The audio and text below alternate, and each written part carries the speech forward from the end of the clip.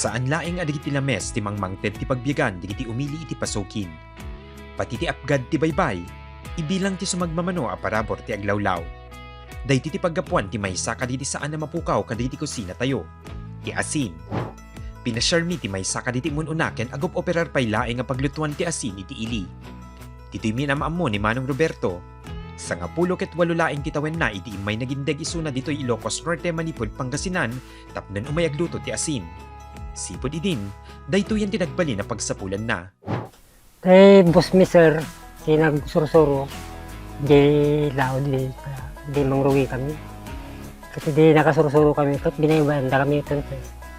Agarup sa nga 15 oras ang nakasaang iti danom ti baybay kadagitoy asilyasi. Ininot ang maatsanan dagitoy, aging gana nga agbalin nga asin. Maysa kadagiti mang parigat ti proseso ti tradisyonal a panagramid ti asin ket ti agtultuloy a panangbantay ti apoy. Masapul a masansan nga idugkal ti taep iti apoy tapnon sigurado asaan na matay daytoy.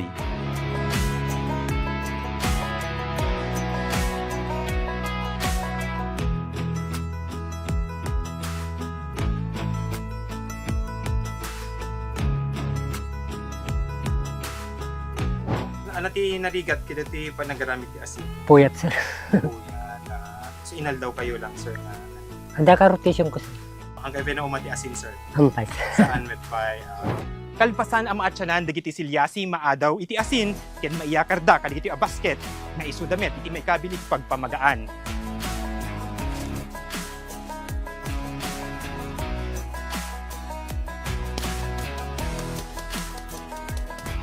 Sakbay met a mailako ti asin, nas na malaukan pay laing daytoy ti potassium iodine, nga iso ti kang runaan na loob ti iodized salt.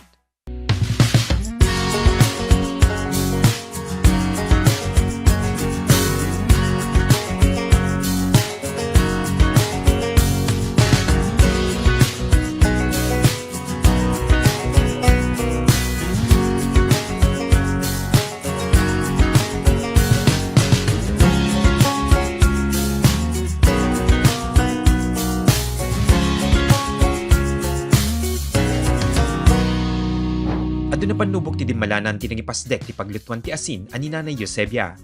Ngem dakkel lata ti panagyaman na ti negosyo da, gaputo daytoy tinang tulong ti panagbiag na ti pamilya na.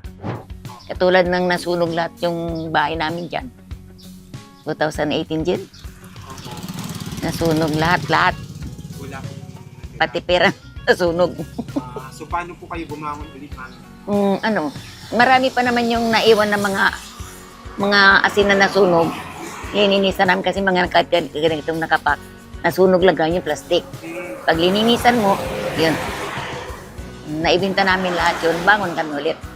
Napag-aral ko po yung 4 na anak ko ng dahil sa asin. May sapay ka diti makatulong ti negosyo ket dagiti turista a bumisbisita ditoy. Babaen kadakwada, ad-ad nga agbalin ang nalatak tinaganda ken manayunan pay ti paglakwanda. Pagyamyamanan met ni Nanay Eusebia ti interes ti anak na ken dagiti apo kunay ti panagluto ti asin. Kung nanaga po kadakwada, adamang sublat ti negosyo na. Ang kinukumbinsi ko sa kanila na hindi nila bibitiwan ito hanggang kwan. Sa susunod na generation yung mga apo ko dito, sabi nila gusto namin ituloy. Lalo na si Kisiya gusto niya. Tinuruan niyo po ba sila kung paano gumawa? Si Jen, nag-experience na niya nagluluto. Magre-reels. Alam niya. Pero yung mga proseso, tinuturo ko naman na sa kanila. Patsyen ni Nanay Eusebia asaan na mapukaw daytoy at tradisyon. Gaputaan niya manapaspas ti panagmoderno ti panawen. Sarsaraken tulat ta ti kaadwan ti apgad ti asin. Mark Magdirila, Balitang Solid North.